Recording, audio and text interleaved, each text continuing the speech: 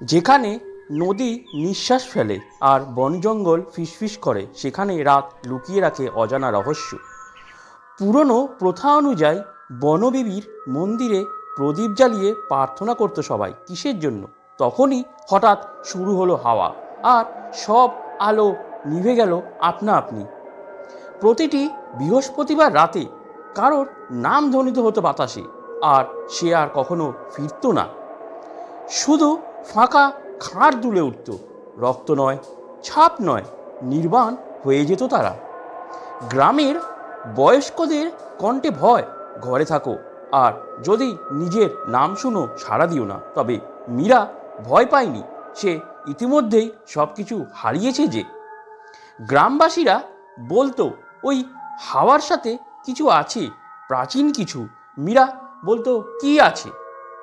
এইবার মীরা নিজেই বেরোলো হাওয়ার মুখোমুখি হতে, হাতে একটা ছোট্ট লণ্ঠন নিয়ে। সে হাঁটতে লাগলো, হাতে লণ্ঠন, সেই শব্দের দিকে যা কিছু শুনতে চায় না, কেউ শুনতেও পায় না।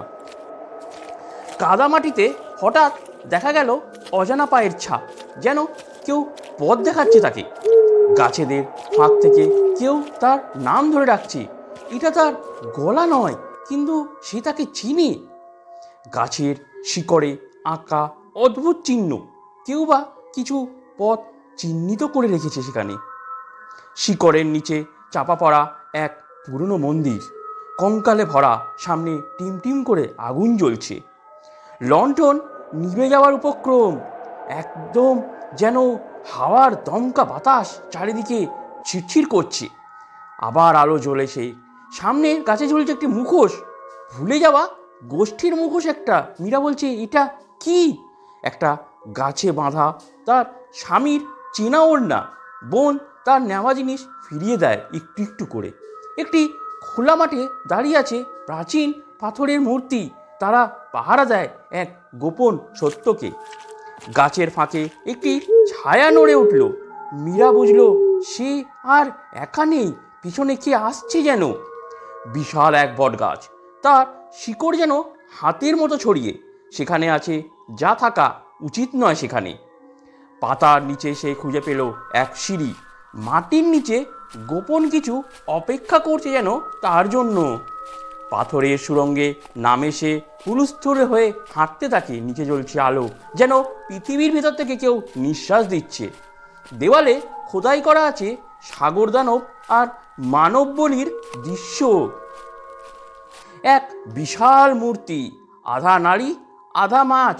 সে পূজা চায়, আর চায় রক্ত মাংস। গ্রামের হারিয়ে যাওয়া মানুষগুলো সেখানে মন্ত্রপাঠে বিভোর, তারা স্বেচ্ছায় উৎসর্গ করছে নিজেকে। এক জনহীন চোখের পুরোহিতা গান গাইতে গাইতে এগিয়ে এলো, কিন্তু সে মীরার আত্মাকে দেখতে পাচ্ছে। মীরা লুকিয়ে পড়ে, দম বন্ধ, বুক ধরপকড়। কি হচ্ছে এখানে এইসব? পুরোহিতা বলল, আজ রাতে বলিসে বোন আজ আবার দাবি করেছে রক্ত মাংসের জন্য। হাওয়া উঠল তীব্রভাবে, বাতাস নয়, এটা ছিল দেবীর কণ্ঠস্বর। ছায়া তাড়া করছে, সে দৌড়াচ্ছে প্রাণ প্রণ নিয়ে। পড়ে যায় আর সে পুরনো লণ্ঠনের ওপর, চারিদিকে হাড়। সে ভাবছে, এটা আমি কোথায় এসে পড়লাম? মাটির ওপর পৌঁছায় সে, হাওয়া থেমে যায়, চারপাশে নিস্তব্ধতা। পেছনে হাওয়া এসে আবার দাঁড়ায়। আচমকা আকাশ লাল হয়ে ওঠে, গাছেরা তার দিকে ঝুঁকে আসে। বোন তাকে গ্রহণ করেছে যে। সে জেগে ওঠে নিজের ঘরে। একটি সপ্তাহ পেরিয়ে গেছে, আমি এখানে কি করে এলাম? আয়নার দিকে তাকিয়ে সে দেখে তার প্রতিবিম্বে অস্বাভাবিক হাসি একটা। এসব কি হচ্ছে? গ্রামের দিকে ধীরে ধীরে হাঁটছে সে। আবার হাওয়া উঠেছে, তার পিছন পিছন আসছে সে।